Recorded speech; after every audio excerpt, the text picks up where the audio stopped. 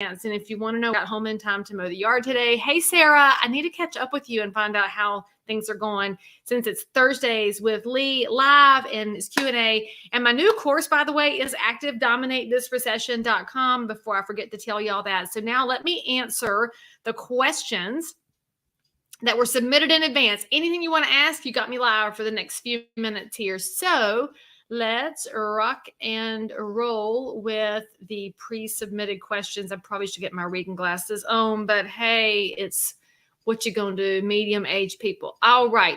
So the first question that was sent to me in advance is, when is it not a good idea to sell your home? Okay, so it's not a good idea to sell your home if you don't know where you're going, because you kind of have to have a plan. And that's one thing a lot of people forget, is that planning makes sense when you're selling a house. You might be moving in with your mom. You might be renting somewhere. You might be living in a hotel, moving overseas, living in a boat, an RV. I don't care where you're living, but you got to have a plan. And the other time it might not be a good idea to sell. And hear me when I say this, you have to account for taxes. When you are selling your primary residence, when you've been in it for 2 out of the past 5 years, your capital gains will be exempt within the guidelines. $500,000 for married couples, $250,000 for single folks. And that has not been indexed since it came in. And yes, the realtors are working on that. And no, DC hasn't listed yet. And that's the story of life, I think. But we are working on that index, because if you live in somewhere like, I don't know, super expensive California, over the last 2 years, you've gone up more than that exemption amount. And so that's the max where you'll be exempt. But anywho, if you've been in that house for less than 2 out of the past 5 years, then whatever you've made is going to be subject to capital gains. And you've got to understand your capital gains rate, y'all. And this is not something that the average person thinks about, because most people just aren't messing with cap gains. You're messing with fixing supper and maybe mowing the yard and then raising kids, and it's almost back to school and you want to go to the beach one more time and you forgot about capital gains. If you've been in the capital gain, if you've been in the gain for 12 months plus a day, that's a long-term rate. And it depends on your income level. It could be 0%, 15%, or 20%. If you've been in the property less than 12 months, you're going to be taxed at your regular income rate. So why do I say this? If you think you've made $50,000 in gains on your house, but you've been in it for 10 months and you're at the 37% tax rate, that's a whole big chunk of your equity. So it might not be a good idea to sell if you don't want to give up that much of your gain to the federal government and to your state government. So that's where I want you to really think carefully. And that's why you talk to your realtor before you sell your house. I will tell you a little secret here. There's websites that shall remain nameless and apps that shall remain nameless and hedge funds that want to buy your house. They're not going to talk to you about cap gains. They're not going to talk to you about the ways that the numbers affect you. So call your local realtor. We're supposed to know things. And the realtors who aren't sure, and actually the realtors who are sure, unless you're a CPA or a CFP, should have a tax attorney, a financial advisor, somebody you can talk to. And yes, there are some exemptions, but you don't ask your realtor about that. You ask your financial planner about that, your CFP, your CFA, and this is why, or CPA, this is why you talk to your realtor. And don't just listen to apps. And by the way, if you want to sell your house to an app, that's fine, free country and all. But talk to your realtor as a second opinion, because if you didn't see, there is a giant settlement going on, a class action lawsuit against a certain company for $62 million for telling falsehoods to home sellers. Okay, so the next question I got was, what can new realtors offer to experienced realtors as a value add to open the door for a mentor relationship? So this is obviously somebody who watched me last week when I was talking about mentor relationships. And I made the comment that one of the most annoying phrases in the history of phraseology is pick your brain. If you ever call me and say, Leigh, I want to pick your brain, I'm likely to come through the phone and get all fisticuffs, because that's such a terrible phrase. That tells me you want to take from me and not return to me. But the reality is, a great mentor-mentee relationship is a two-way street. And so what does the new agent have to offer to me? So you want me to be your mentor, and you say, hey, Leigh Brown, be my mentor. I'm not going to ask you what you got, because that seems kind of gross. But you should say, I have a background as, let's just say a CPA, right? We just talked about cap gains and tax rates. And you want to say to me, hey, Leigh Brown, I've got some financial savvy here. I can help you with some additional knowledge that you could then offer to your students, clients, and agents. And I'll be like, what? That's amazing. And then I can offer you my real estate knowledge while you offer me your financial knowledge. That's a two-way street. And you might say, but Leigh Brown, I'm 22 years old. I have nothing to offer. Well, you 22-year-olds might know a lot more about technology than I do. And I know enough to be dangerous, but like I hate TikTok, and not just because it is a tool of the Chinese Communist Party to destroy America. But in addition to that, I don't have time to learn anything new about it. And that's part of why I hate that the algorithms on Instagram don't let it go live through StreamYard with my other channels. And so maybe you're 22 and you say, Leigh Brown, I can help you with this. Great. That's awesome. That's what a new agent can offer. And you notice that both of those examples have to do with your past life. So what do you know that makes you unique and special? What did you do well in your stay-at-home mom job? What did you do well as a consultant, a school teacher, a car salesman, whatever you did prior to real estate? Bring that savvy to the table and help your mentor get stronger. And I'll also tell you a little secret. I was the president of the Council of Residential Specialists in 2017. That's back when it was CRS, and then it became RRC. So I'm actually the last president of CRS, which is a whole thing in that community. And if you don't know what I'm talking about, then kudos to you. But you can go to crs.com and take some really great classes. In fact, my favorite instructor of all time over there is Chris Bird.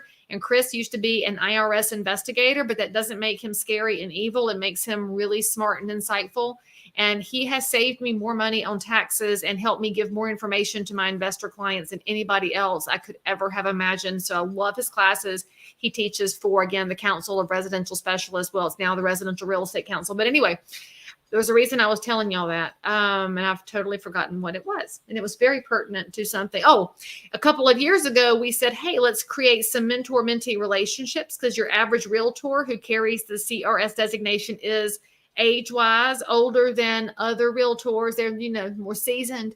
And a lot of those folks have said, I'd like to pour into some young realtors. I'd like to pour in to the next generation. And so as a council, we asked people, hey, who would like to be a mentor? And so many hands went up, y'all. All these really great, amazing, highly seasoned, experienced, smart, really great realtors raised their hands. And then how many people raised their hand to be mentored? One. Where were the mentees? So I will tell you this, if you're an early career realtor, you may actually stand out of your competitive space just by reaching out to somebody who's experienced and offering to soak it up, because there's a lot of people like me. We're very confident in our careers. We're very comfortable in the fact that we've learned a lot through different market conditions and through dealing with thousands of people in the general public. We are delighted to give back because it was given to us. And so just think about your past life and what that has to offer. And for those of y'all that think you have nothing to offer, I'll just remind you that I was the only woman on the sales force for Husqvarna right before I became a realtor. And that's premium chainsaws, weed trimmers, and lawnmowers. It's the best. It's Husqvarna. And don't tell me Stihl is better, because they suck. And even though I did get to meet Tina from Timber Sports Series this week, that was amazing. But anyway, what you should know is that if you think chainsaws has nothing to do with real estate, you'd be entirely wrong, because everything is about relationships. So let me go back to our other questions that were asked in advance. If you have a question you want me to answer, I'm going to be live for about 5 more minutes to ask me anything. There's Carter Martin Jr. He's one of my favorites in Kentucky. Hey, Carter, I hope all your people are safe, and y'all be praying for Kentucky because it's not over there yet. And you should know that the Realtors Relief Foundation, we just granted $500,000 to the people of Kentucky in those flood-damaged counties. And the money for Realtors Relief comes from Realtors, associations, and our vendors like Realtor.com. So we are delighted to make those grants available. So if you know somebody in Kentucky in those disaster areas who has had some housing issues because of the floods, they've lost their home, their rental, they can't live there, they need to reach out to the realtors in Kentucky, because those grants are available for housing related needs. Okay. And by the way, if you are a realtor, there's a graphic on my Instagram and Facebook. You can take it and share it and tell people where they can give, because you should also know that 100% of your donated dollars to Realtor Relief go back to communities in need. The realtors cover the overhead. So it's one of the most dollar for dollar efficient ways to help people in need. Okay, a question that was asked of me is, what real estate practices are outdated and need to be tossed to the curb? I'm probably the wrong person to ask because I'm an old soul and I do a lot of the old practices. I will tell you that mail still works. In fact, it's more effective now than when I got in the business 22 years ago because y'all, people still check the mailbox. They're looking for a card from grandma because that used to have cash in it. But they will open anything that's hand addressed. And I will say that there are a couple of services that send hand addressed mail out, like send out cards and addressables. I have fallen for addressables, and so I use that in my business. Send out cards. I always know it's automated and it feels kind of icky because I think you should take the 25 seconds it takes to address an envelope because I'm an old person. And so I don't think that's outdated actually. And you can stand out, but you should be targeted. One thing that is outdated, I think, is open houses. Now, hear me out on this because I can tell y'all are fixing to comment back and at me and argue with me. The problem I have with open houses is that they're a safety issue. And here's why they're a safety issue. Many realtors hold an open house by themselves. The majority of realtors are women. And I hate to sound sexist and all, but a woman by herself in an open house that she has advertised that she will be there by herself has made herself a target. Now, if you're like me, I carry. Now, I also practice. I will tell you that I think if you carry, you had all to practice. That's my that's the issue on that. Don't just buy a weapon and hold it around. If you don't know how to operate it, then go take a class.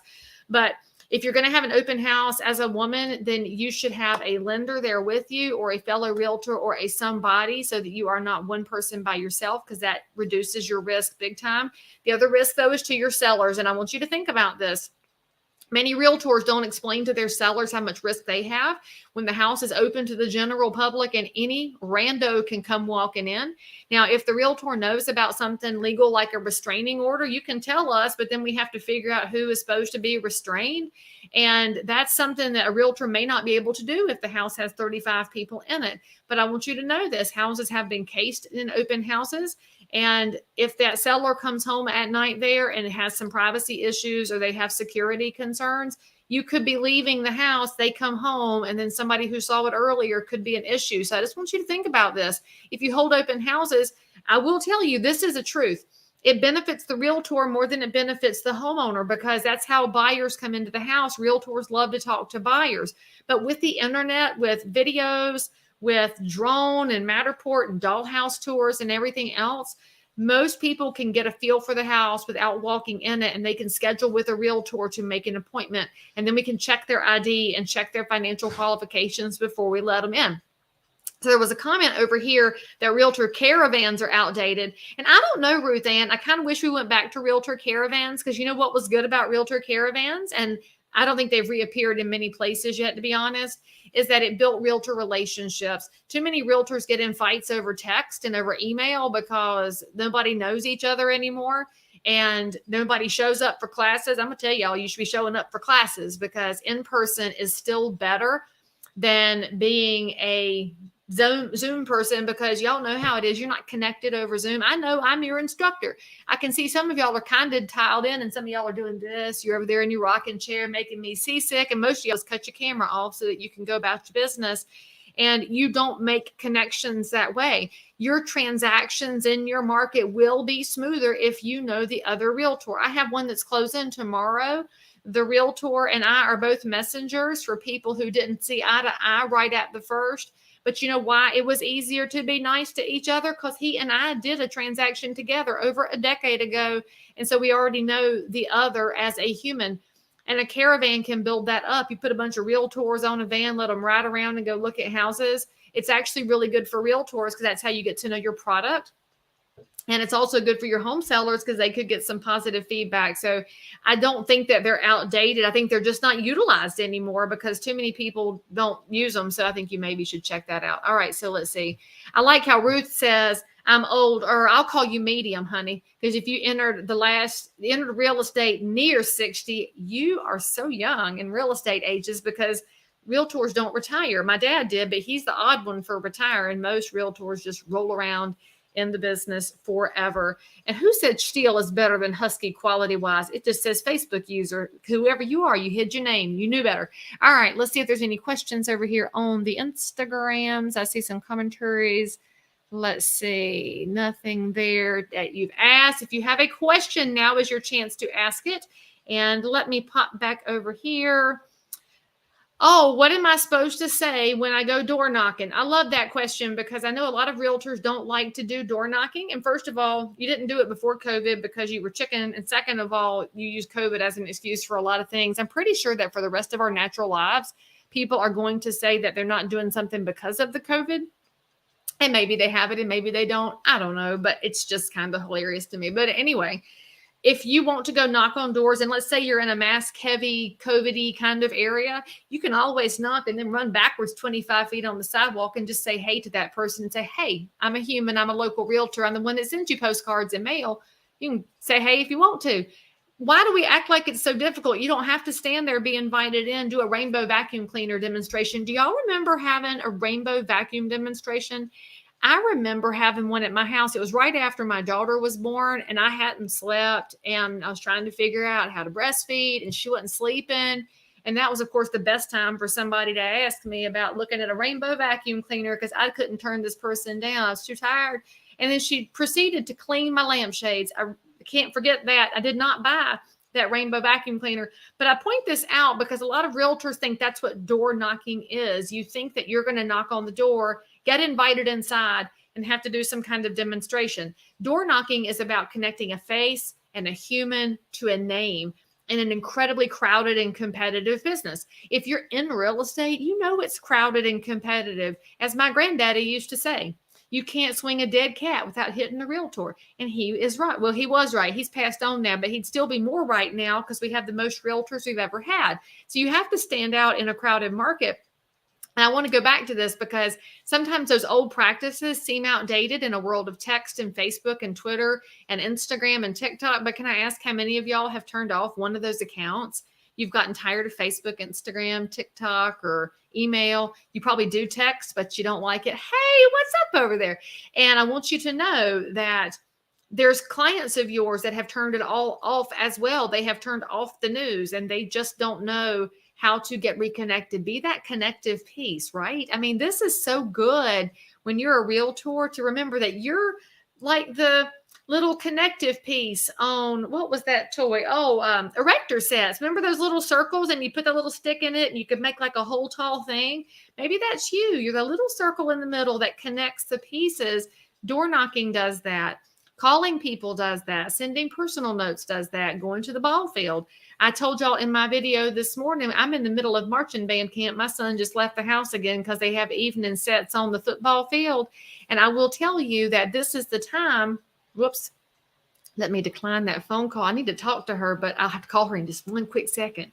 You wouldn't think about this. If you've got a kid in the marching band, you should be visible as a band parent. So go volunteer. And maybe your kids are in elementary school. You can go let the school secretary know that you've got some ink pens and you would like to tutor some kid who's behind because of COVID things. So there are so many. There's an extra A on there. Lynn, you're killing me here. Farmers market, all natural. Now, there's not an extra A. A chicken on a pig on a cow. Well, it's a chicken on a sheep on a pig on a cow. So, I don't have any sheep in my yard and I don't have any pigs yet. Goats are next in my yard. And if you are actually needing eggs and you live near me, you should let me know because we have eggs for sale now. And I'm going to have babies soon. 2 of my hens are brooding. I'm like the happiest person ever. I'm going to be a grandmother of chickens. So I'm so excited. So anyway, if there's any other questions in here, I'm going to let you guys go. And I'll mention on the mentor issue one more time there, Ruth. She said she'd love to have a mentor and age is not an issue. What I have found is that my favorite mentors in the business were actually never my same age. I have been mentored by some young folks, and I have been mentored by people that are far more seasoned in life than I am. But what I'm seeking out when I want a mentor is somebody whose character matches mine and whose life matches mine in some way. And by life, I don't mean that they're the same age and doing the same things as me. I mean, they have a giant purpose. They are watching their North Star. My North Star is Jesus. And so I have to follow what he directs me to do. My mentors need to match that. And so you have to think about things beyond your sales and beyond your business. And then when you see that person who's doing something, saying something that you really resonate with, you got to gather up your nerve and just say hi, because that's how relationships start and that's how things go. And Fran, thank you for liking my haircut. I will tell my hairdresser, Noel, he is the blonde whisperer. Because if you didn't know, I'm not a natural blonde. I'm a bottle blonde, but I don't even apologize for it. It covers the gray. What is my favorite real estate niche? Will be the last question I answer today. And I would call your name, but it just says Facebook user. And you're under Lynn Freeman Bush. So I'm just going to say whoever's, that sounded terrible. Whoever commented after Lynn, your question is what I will answer here. My favorite real estate niche, my personal Leigh Brown favorite is my old people. And by old, I mean over 75. I mean, the ones that their grandkids are mostly grown and they would love to have somebody to visit with, because I love visiting with older people. I love hearing about their life lessons. I love the things that they will share. I love that their generation doesn't talk in tweets. They talk in stories, and that fills my heart up. And I honestly, when I go on a listing appointment with somebody who's in that generation, I will be there for 3 or 4 hours, and I'm glad to take some hot bread. And I will tell y'all, one of my girlfriends from high school, her parents were selling their house, and I was so honored to get the phone call. And I went over there and I took my daughter with me because reasons. And she was 15 at the time. And we rolled over to the house, and the husband is in fine health. The wife had advanced stage dementia. Now, she has since passed on. And I could tell by the look on her face, she kind of knew who I was, but wasn't able to get all the way connected because, dementia is a mean, nasty, evil disease. And the husband was sorting out his records, and he had hundreds of records. And if you want to know why I love my old clients, here's why. My daughter sat on the floor with him and they looked through records, and he was having a hard time letting go of this house they had lived in for, look, I'm getting goosebumps telling the story. They had been in there over 40 years. And so she would say, oh, I love that band. I love that because my daughter loves Bing Crosby and Johnny Cash, and she loves Waylon Jennings, and she really loves George Jones, but she's into that really interesting music. And she would see an album and he'd say, you can have it. You can have it. And she left with like 25 records.